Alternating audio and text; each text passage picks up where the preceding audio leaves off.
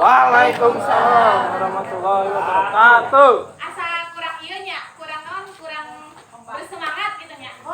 Kuduna digana kudu pakai pantun ya. Dikulum-kulum, dikunyah-kunyah. Assalamualaikum semuanya. Waalaikumsalam warahmatullahi wabarakatuh. Alhamdulillah, puji syukur kehadirat Allah Subhanahu wa taala. Dina wengi ieu kita semua jadi campur.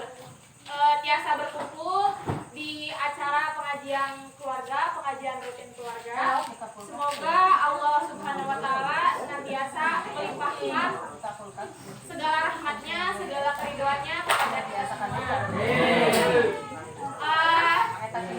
Saya Gali Alfiatina Kosasi di sini akan mengisi suatu ceramah, mengisi suatu pengajian yang mana temanya itu sangat lumrah sekali untuk Bapak, Ibu, dan kita semua.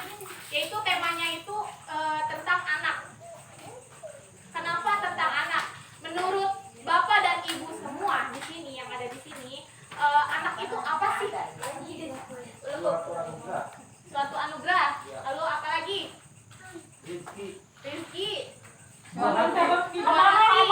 Suatu amanah. Suatu amanah. Dan masih banyak lagi ya tentunya ya. Awas nah halangan.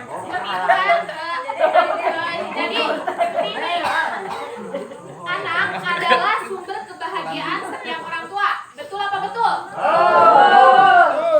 Tetapi kenapa sih masih ada aja orang tua yang kalau misalkan marahin anaknya tuh kayak gini, kamu tuh gimana sih? Kok nggak bener? Kamu tuh gimana sih? Kok bodoh banget? Kenapa masih ada orang tua yang marahin anaknya seperti itu? Padahal sikap orang tua terhadap anaknya itu sangat berpengaruh ke masa depan anaknya sendiri, sangat berpengaruh ke mental anaknya sendiri. Jadi kita itu ibu-ibu dan bapak semua biasanya mengendalikan emosinya itu seperti apa kalau misalkan marah ke anaknya sendiri.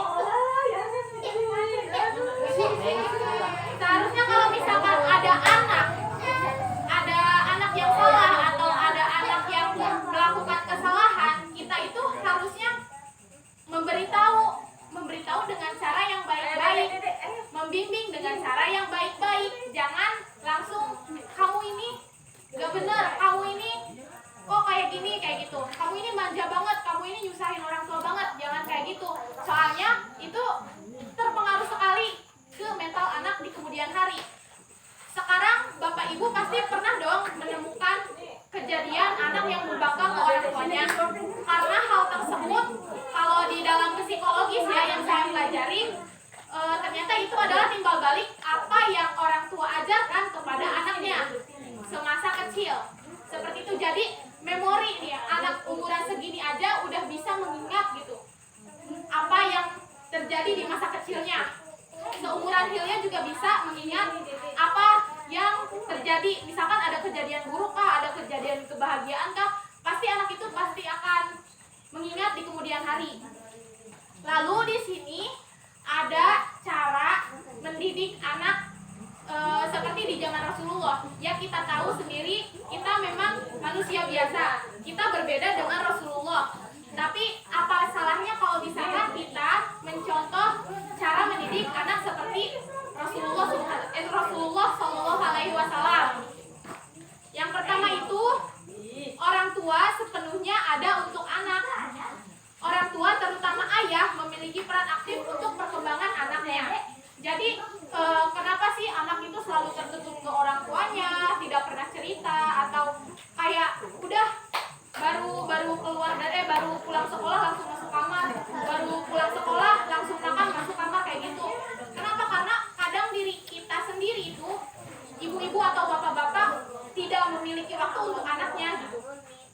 Yang kedua, dibutuhkannya hubungan emosi anak dengan orang tua itu harus dekat, kayak saling curhat atau bertanya hari ini kayak gimana, minimal kayak gitulah. Atau jika ibu-ibu dan bapak-bapak ingin memiliki feedback yang baik dari anaknya, minimal kita bisa bertanya hal itu kepada